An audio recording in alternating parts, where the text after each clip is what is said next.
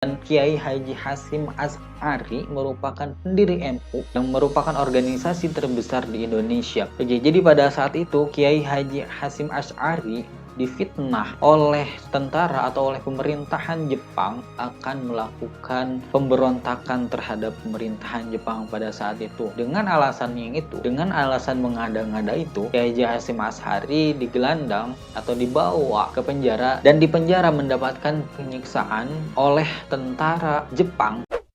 Assalamualaikum warahmatullahi wabarakatuh. Teman-teman, balik lagi di channel Profesor Kampung, dan terima kasih kepada teman-teman yang sudah mengklik video ini dan nonton video ini. Semoga teman-teman diberikan kesehatan selalu, diberikan keberkahan selalu, dan juga diberikan rezeki yang melimpah.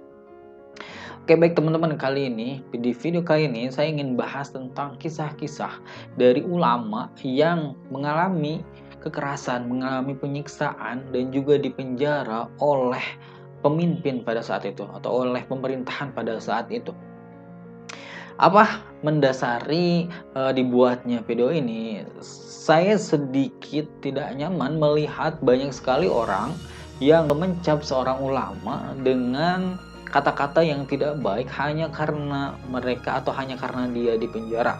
Karena realitanya pada saat ini banyak ulama yang dipenjara dengan alasan tertentu, dan mungkin sebagian orang mengatakan mengada-ngada. Tapi yang perlu kita ketahui, yang perlu kita sadari, ternyata dulu banyak juga ulama yang dipenjara dan yang juga mengalami penyiksaan. Karena apa? Karena pada dasarnya ulama itu adalah pejuang, dan setiap pejuang dia pasti akan bermusuhan dengan yang ketidakadilan, dan ketidakadilan itu diidentikan dengan satu penguasa. Dan ini merupakan sejarah yang bisa kita pelajari di buku sejarah manapun atau di googling manapun. Teman-teman pasti sangat mudah sekali untuk menemukan ini. Oke guys, kita mulai dengan cerita yang pertama, yaitu ada Kiai Haji Hasyim Asy'ari yang lahir pada 1871, kemudian meninggal dan wafat pada 1947. Kiai Hasyim Asy'ari merupakan salah satu pahlawan nasional yang banyak sekali dedikasinya terhadap perjuangan atau kemerdekaan Indonesia. Dan Kiai Haji Hasyim Asy'ari merupakan pendiri MU yang merupakan organisasi terbesar di Indonesia. Oke, jadi pada saat itu Kiai Haji Hasyim Asy'ari difitnah oleh tentara atau oleh pemerintahan Jepang akan melakukan pemberontakan terhadap pemerintahan Jepang pada saat itu. Dengan alasan yang itu, dengan alasan mengada-ngada itu, Kiai Haji Hasyim Asy'ari digelandang atau dibawa ke penjara dan di penjara mendapatkan penyiksaan oleh tentara Jepang pada saat itu. Kiai Haji Hasyim Asy'ari dipaksa untuk menghormat pada matahari, tapi dengan keteguhannya, dengan keimanan yang sangat kuat, Kiai Hasyim Asy'ari menolak itu dan tetap berpegang teguh pada Allah Subhanahu wa taala. Oke, kita next yang kedua. Dan yang kedua ada Imam Abu Hanifah. Kisahnya Abu Hanifah mendapatkan siksaan dan digelandang ke penjara atau dibawa ke penjara pada era penguasa Al-Mansur pada zaman dinasti Abbasiyah. Beliau ditahan karena menolak untuk dijadikan qadhi atau dijadikan hakim. Di beberapa literatur dikatakan beliau menolak dengan halus, dalam artian beliau ketika diajak oleh salah satu menteri dari pemerintahan tersebut, beliau mengatakan bahwa beliau membutuhkan waktu untuk beristikharah, dan apabila ada jawabannya maka beliau akan mengambil amanah itu dan menghadap kepada sang khalifah. Tapi sampai waktu yang lama Abu Hanifah tak kunjung menemui sang khalifah. Maka sang khalifah pun murka dan menyuruh utusannya untuk membawa Abu Hanifah ke hadapannya dan juga menahan Abu Hanifah di penjaranya. Bahkan dikatakan Abu Hanifah menolak menjadi hakim sampai 5 kali karena alasan yang sangat valid, dikatakan bahwa Abu Hanifah sangat warok, sangat hati-hati,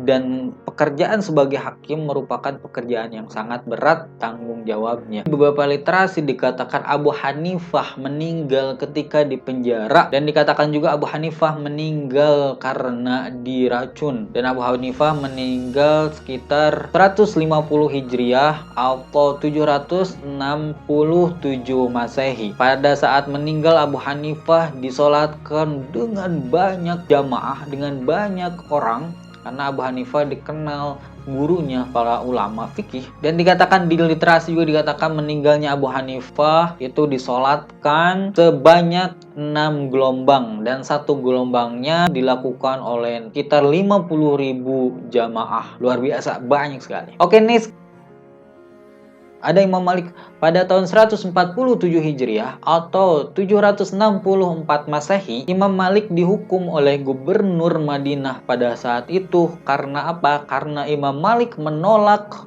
fatwa yang dikeluarkan oleh pemerintahan pada saat itu. Pada saat itu pemerintahan Abu Zafar al-Mansur mengeluarkan fatwa yang berbunyi bahwa diwajibkan baiat kepada penguasa pada saat itu. Kalau misalkan ada yang tidak berbaiat, maka jatuh talak kepada istrinya. Kemudian pada saat itu Imam Malik dengan lantangnya menentang fatwa tersebut. Bahkan Imam Malik tidak menuruti perintah khalifah tersebut karena sang khalifah sudah meminta Imam Malik untuk tidak melawan pemerintahan atau untuk tidak menyuarakan tentang oposisinya, untuk tidak menyuarakan tentang ketidaksetujuannya terhadap fatwa pemerintah tersebut. Jadi pada saat itu Imam Malik mengatakan bahwa tidak sah hukum talak ketika ada pemaksaan. Nah, pada saat itu Imam Malik beliau dihukum, disiksa oleh Abu Zafar al-Mansuri. Di beberapa literasi dikatakan bahwa Imam Malik disiksa dan diarak keliling kota Madinah, kemudian juga dipenjara oleh pemerintahan Abu Zafar al-Mansur. Oke, itu adalah cerita yang ketiga. Kita next ke cerita yang keempat. Ada Imam Syafi'i. Kita tahu bahwa Imam Syafi'i sangat populer sekali di Indonesia karena fikihnya dipakai di Indonesia. Dan ternyata Imam Syafi'i juga pernah dihukum atau pernah mengalami siksaan oleh penguasa pada zamannya. Yaitu ketika itu Imam Syafi'i beliau difitnah oleh salah satu pembencinya, Mutharib bin Majin. Mutharib bin Majin ini memprovokasi pemerintahan Harun ar-Rasyid untuk menangkap Imam Syafi'i karena dituduh akan melakukan pemberontakan bersama orang-orang Syiah pada saat itu. Kemudian pemerintahan Harun ar-Rasyid, beliau memerintahkan pengawalnya untuk menangkap Imam Syafi'i. Kemudian Imam Syafi'i dirantai kaki dan tangannya, lalu diarak di jalanan dan diperlihatkan kepada warga sebagai salah satu orang atau kelompok yang akan melakukan pemberontakan. Lalu setelah itu Imam Syafi'i dipenjara, tapi untungnya Imam Syafi'i dibebaskan oleh Harun ar-Rasyid karena tidak terbukti bersalah dan tidak terbukti kelompok yang akan melakukan pemberontakan. Itu kisah dari Asy-Syafi'i. Jadi yang ketiga yang keempat ada Imam Asy-Syafi'i. Oke, kita next ke ulama yang kelima,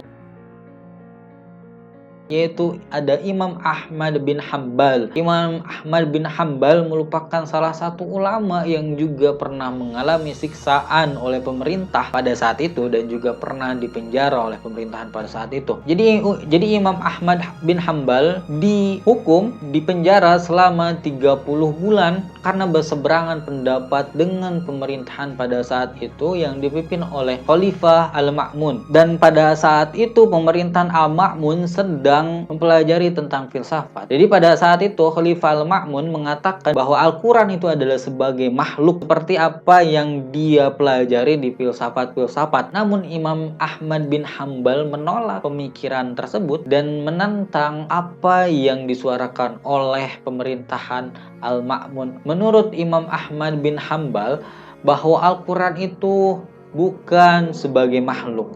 Sekali lagi bahwa Al-Quran itu bukan sebagai makhluk, tapi Al-Quran adalah kalamullah. Jadi perbedaan pendapat yang menyebabkan ulama Imam Ahmad bin Hambal dipenjara selama 30 bulan dan mengalami siksaan oleh pemerintahan Al-Ma'mun. Oke guys, jadi itu adalah cerita-cerita ulama yang mengalami siksaan dan dipenjara oleh pemerintahan pada saat itu.